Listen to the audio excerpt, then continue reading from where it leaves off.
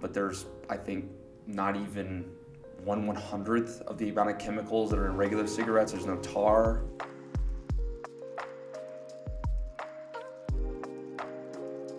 Hello, and welcome to episode 79 of Yellow Colored Glasses.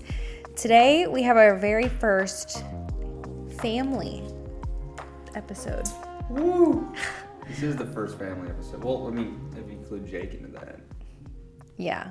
We've done with Jake. Yeah, that's true. I guess I meant like... This is like bloodline. Yeah. Family. That's kind of what I meant, yeah.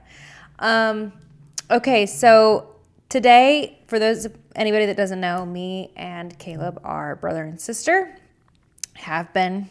We go way back. Yep. Since pretty much our whole lives. Pretty much our whole lives, yeah.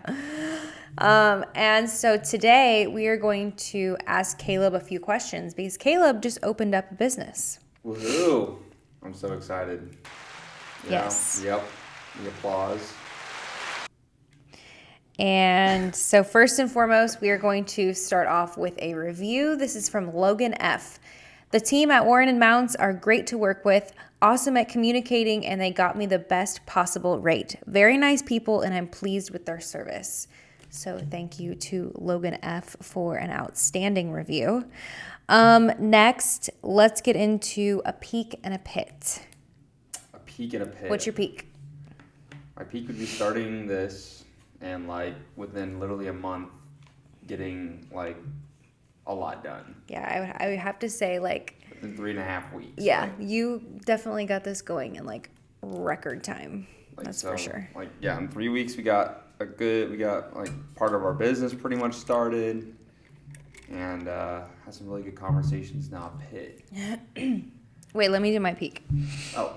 Okay, my peak is bringing on more people, and it will allow me to work sometimes outside of the agency. So like I'll still be working on the agency, but just outside of the office.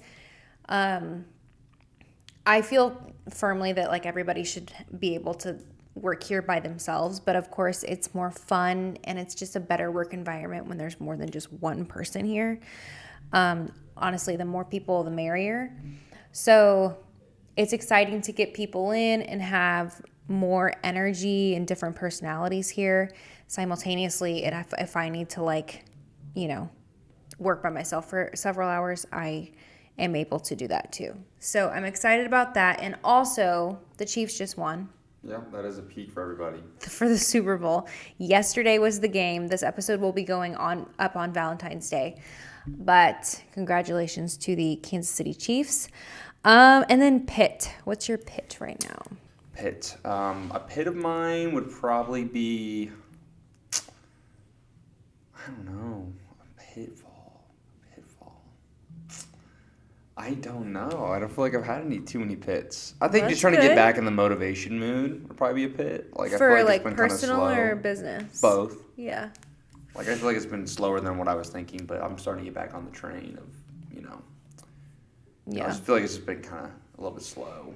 So, Yeah. but I know I'll pick back up. So. Yeah. Yeah, I get that. Yeah, it's been slower, which we expect, between like November and now is kind of slow, and then it gradually starts to pick up throughout the year. But, okay, a pit for me. A pit right now in this moment is we stayed up way too late last night because of the Chiefs game.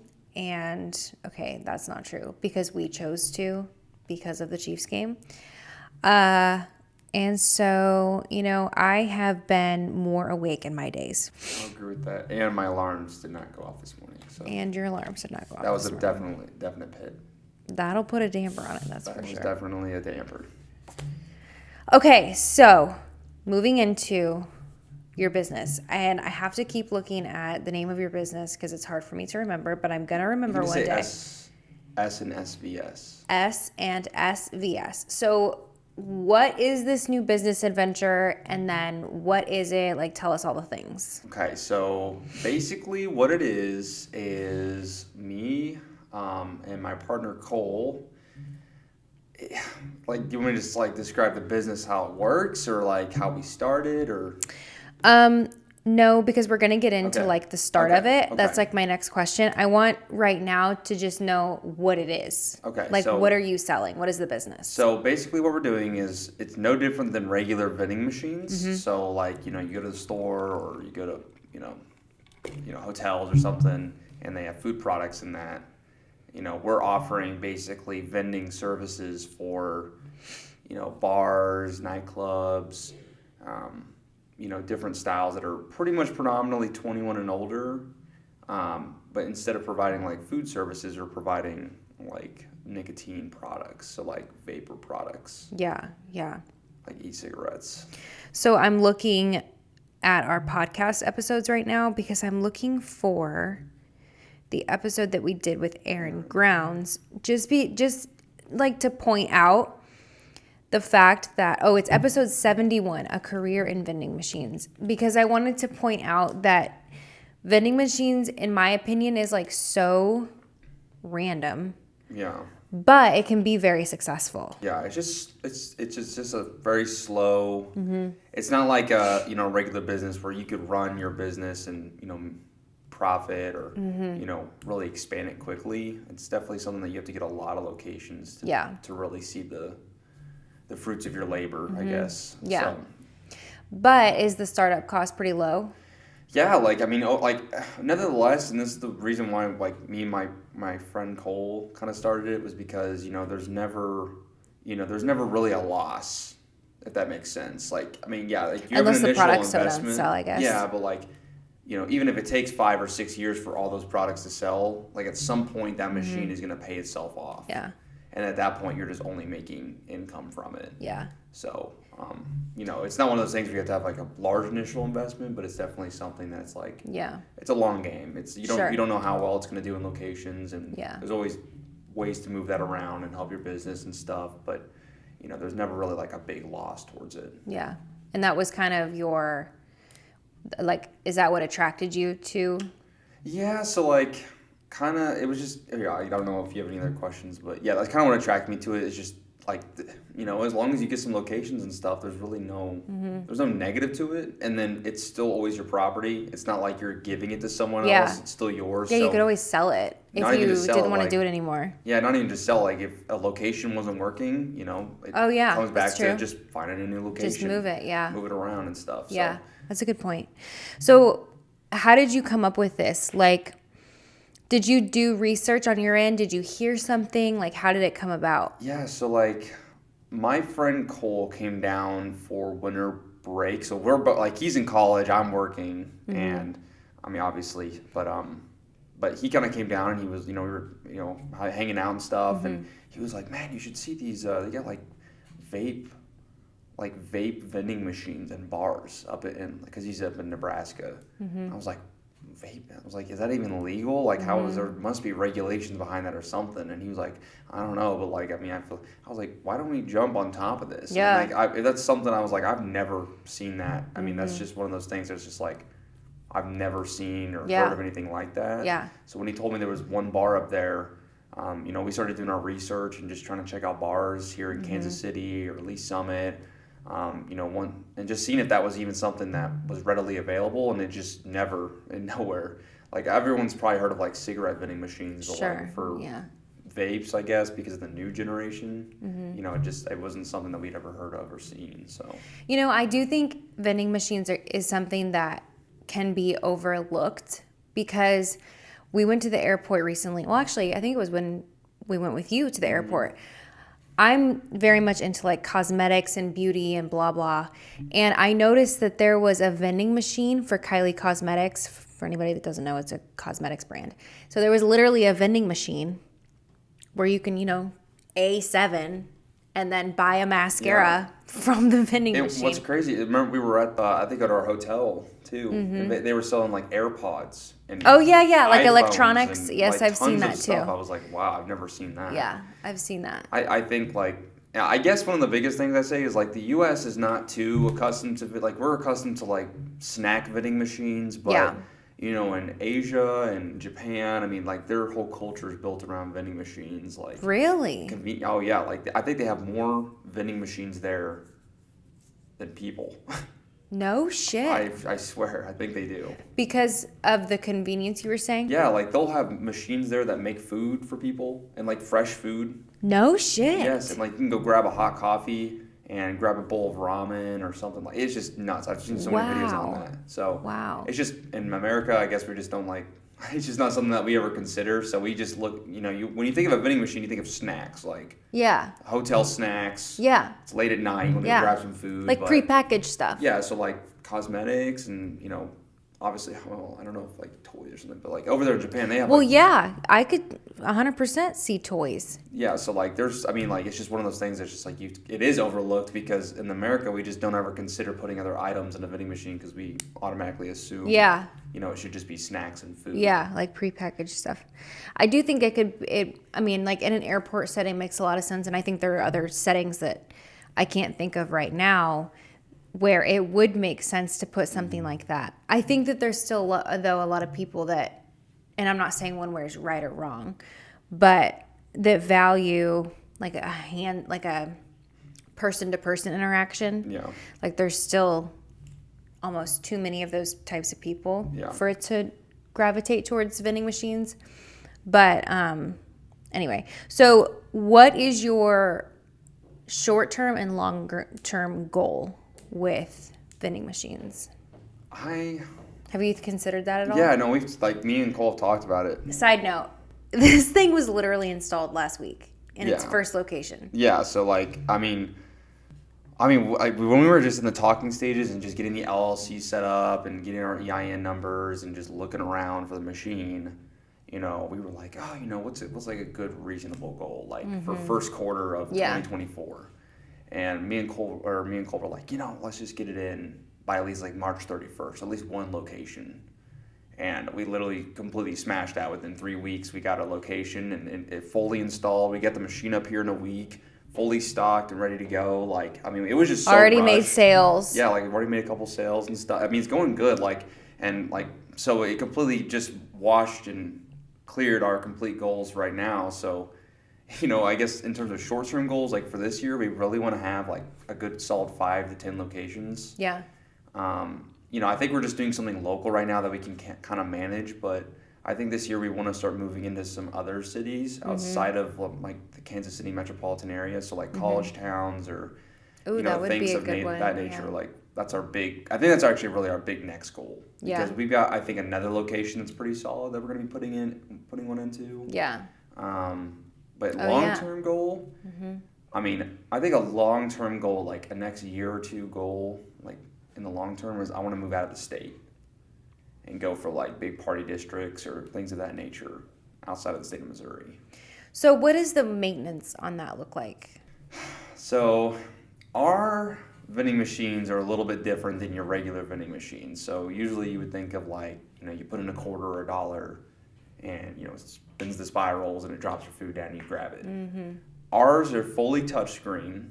So it's a little bit more complicated, the maintenance behind it, just because it's a lot more electronic parts than what a regular vending machine has, because a regular vending machine is just like motors, but we have an LED screen that can get damaged and tons of like different types of, what am I trying to say, like modules and nodes that kind of control everything. Yeah.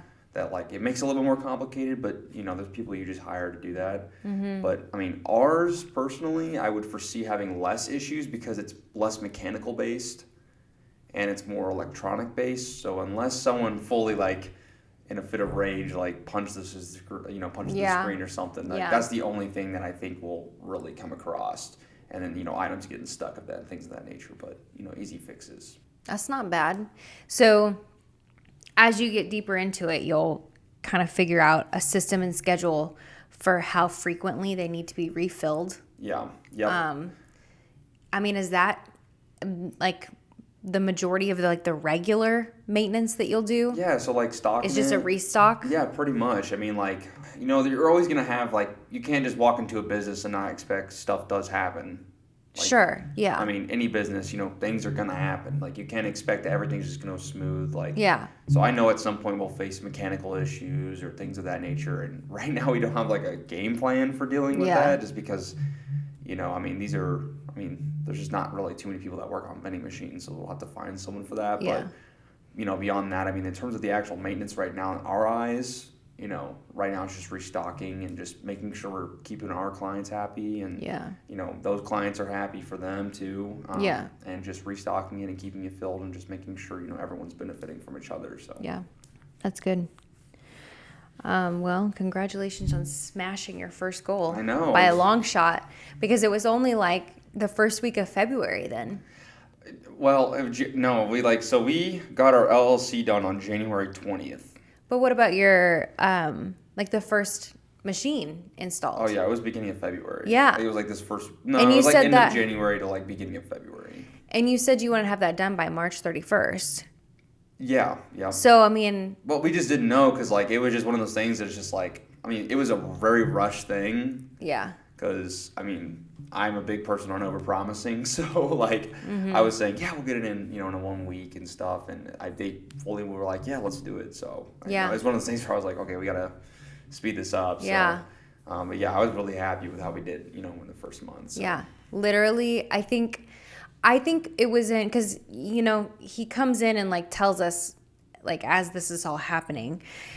And I want to say it was within 2 or 3 weeks where you had a meeting with someone at this, first location, and then they accepted it. And then you guys worked out a contract, and then you had it installed within 2 or 3 weeks. Yeah. So when was that? It was the last week of January. I met with the owners of the business.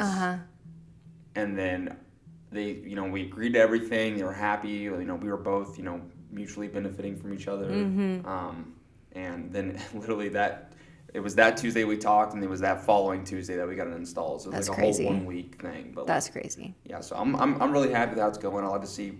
It's one of those things where it's we don't really know going into it.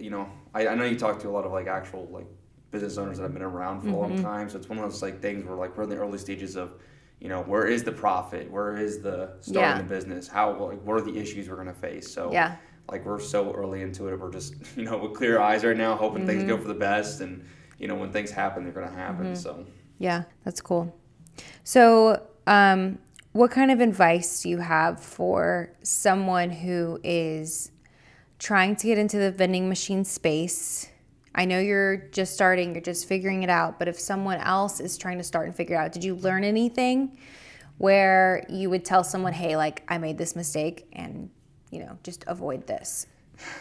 I think our biggest mistake was just how fast we rushed it. I think that was a mistake in of itself because you're trying to make these promises to these people. Yeah. And it's a little bit different because, a regular vending machine, you can just install it, stock it, and it's good. But with our machine, there was a lot of programming that we had to do, advertisements we had to make, making sure that everything's set up the way it needs to. And I was literally in the process of getting this installed, learning the software at the same time. Because we just got access to it. So I'm sitting here rushing in a week, trying to learn this whole entire program. Yeah. And figuring out how it works, what to do. So I think just taking it slow, and then also just you can't, I had so many people say no to me about it too. So you can't just stop at the first 2 people and say, I guess that's a great point. This is way too overcrowded.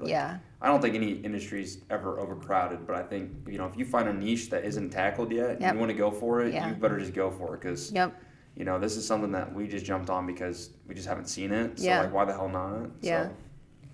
So. I was going to ask something. Oh, so where is your first location? Where can people go visit this? So it's in Lee Summit. We put it at Brick's Pub and Grub. They've been there for years now, and they're seriously, they're really great people. I'm very friendly, super open and kind. Me and my friend even just went there and got food. Their food's really, really good. So, you can check it out at Brick's Pub and Grub. Yeah, it's a super cool space. And they also there at Brick's have a really cool back patio. Me and my husband have been there a handful of times. So check out Brick's downtown Lee Summit. Check out their drinks, food, the new vending machine. Where is the vending machine inside the property? So you kind of notice it when you walk in. It's got flashing lights on it. So when you walk in and you look to the right, it's going to be right to the right of the bar. Right next to the electronic juke boxes. And that's where you would find our machine. Okay. Cool. Yeah, no, I love Bricks is awesome. They've been amazing, and they're very super kind to everybody they help out. So I told Caleb, I said, next time we go downtown, we'll swing in there and we'll buy a couple vapes. And he was like, what are you going to do, throw them away? No, I know people that vape and I'll give them to them. So if you don't vape, buy a vape for your friend who is not inclined to quit anytime soon. And don't start. Don't vape. I have to say that. Like, I'm not going to, Don't start. So we're only selling to the people who... I will say, and I was going to tell you this, so a big moral to us, I guess our mission statement is just trying to get people away from regular tobacco. It's more harmful. It's got more chemicals in it. I know with the media and everything, everything's usually pretty scary, so things get misconstrued. But at the end of the day, it is a healthier alternative to what's been around for years, and people have been convinced to use and take. And if it's a healthier way and it keeps your family members or someone alive a lot longer, or at least on a healthy alternative, that's what we're promoting. And I promise you, I will never put a cigarette in any of our machines at all. So, why do you have any stats or anything or information to support why it's better than? I know you said it's less chemicals. Yeah, so it's one of those things where I'm going to be honest and open. I'm not trying to make this controversial or anything, but big tobacco controls and dominates a large majority of the market. So whenever Juul and stuff came out and they got bought out by big tobacco and things of that nature, the FDA started cracking down on it. And, with cartridges and things of that nature, I'm not saying anything is better or worse, but there's, I think, not even 1/100th of the amount of chemicals that are in regular cigarettes. There's no tar. You're literally just basically smoking nicotine with a glycol vapor in it, basically. Okay. Or with cigarettes, you've got ash, tar, pounds of chemicals that cause so many carcinogens and cancer. The only problem with vapes is that they're just not studied enough. Sure. Right now, because they became so regulated that, it's hard to say exactly what's in them. But it's one of those things that is, as long as you're cautious and you're not sitting there being dumb, it is 100% a healthier alternative than regular cigarettes. So. I love that you're not turning a blind eye to the fact that, people could be speaking poorly on vapes, and you're kind of attacking that on the front end and saying, no, listen, we're not promoting, number one, that you start vaping. Yeah. This is a healthier alternative to what we know is a bad option. Yeah. So I love that you're, in that conversation versus avoiding that conversation. Yeah. Yeah, no, 100%. I just, it's one of those things where, nothing's better than air going into your lugs. Period. Yeah. I'm not going to sit here and say that it's not. Yeah. I'm not going to, I support vape. Yeah. But if there's something I can promote and someone is smoking cigarettes currently and I think my thing might be weird. That was weird. We're good. But it's one of those things where it's I'm gonna say that this is definitely a better option for those who are addicted to worse things. Yeah. I love that. We have family members that smoke and stuff, and I've tried promoting it before, but if it's right there and someone's out at night at a bar and they usually smoke cigarettes and they don't have a pack on them or something, and they see that and they try it and it gets them off of it, that's someone that's a win. A couple of years to the life. So. Yeah, that's a big time win. So that's a win, better than a sale. Yeah, exactly. So that's really cool. Well, is there anything else? It sounded like that was pretty important that you wanted to share. Yeah, that was when we were setting up our business. That was a big, because you always have to ask yourself why.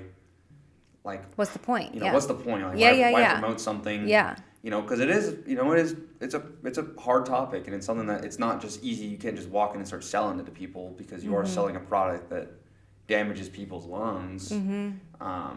But in our hearts, we know it's a better alternative for those. That's so good. I love that. So. I love that. Is there anything else that you want to add to that? No, not really. Is there anything else you want to mention? Do you want us to talk about your second location, or do you want to wait for that to be more finalized? I want it to be more finalized, but yeah, I want to be more finalized. Okay, but it's coming. Hopefully. Okay. Their attorney's looking at it, but. Okay, cool. All right. Well, Caleb, thank you so much for coming on, and we should revisit this in a year. Yeah, that would be cool. And talk about any more awareness that you have around like the tobacco industry and your locations. Why are you laughing? I'm laughing because it's like I'm going into it right now like smiling and stuff, and I don't know, a year later I'm gonna be like, oh, these are issues you gotta focus on. You will definitely learn more in a year, that's for sure. Yeah. Cool. Well, thank you again so much. Let's do this again in a year and see where you're at. Awesome. Thank you.